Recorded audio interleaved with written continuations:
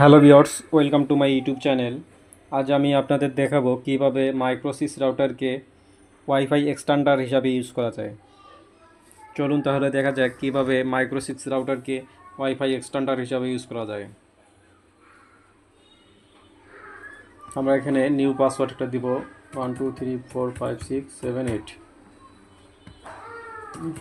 5678। তারপর নেক্সটে ক্লিক করব।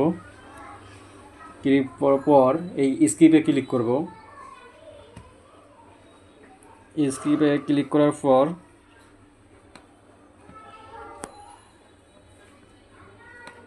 আমরা ক্লিক করব হচ্ছে অ্যাডভান্সে ক্লিক করার পর ওয়্যারলেসে WDS এইখানে ক্লিক করব। তারপর হচ্ছে নেক্সটে ক্লিক করব।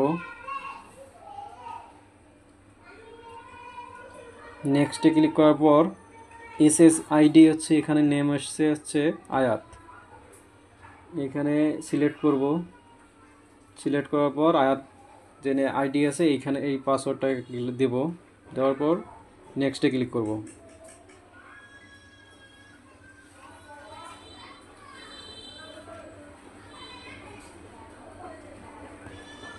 এখানে আমাদের যে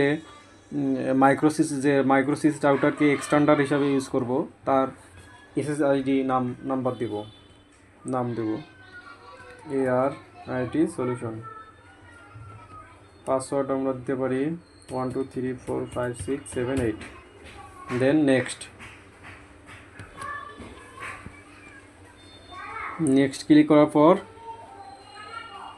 এখানে এই যে রুট রাউটার আছে আয়াত, পাসওয়ার্ড আছে এটা। আর আমরা যে রাউটারটার ওয়াইফাই এক্সটেন্ডার হিসাবে ইউজ করব তার SSD নাম হচ্ছে ARIT সলিউশন। দেন এখানে আমরা ফিনিশে ক্লিক করব। আমরা এখন ARIT সলিউশন কানেক্ট করব।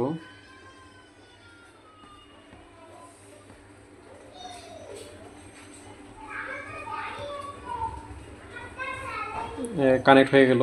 আমরা এখন দেখব যে নেট পাইছি কিনা।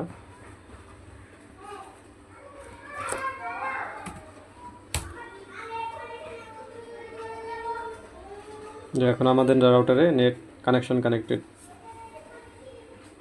সো ভিউয়ার্স, ভিডিওটি ভালো লাগলে অবশ্যই লাইক, সাবস্ক্রাইব এবং কমেন্ট করবেন। ধন্যবাদ সবাইকে।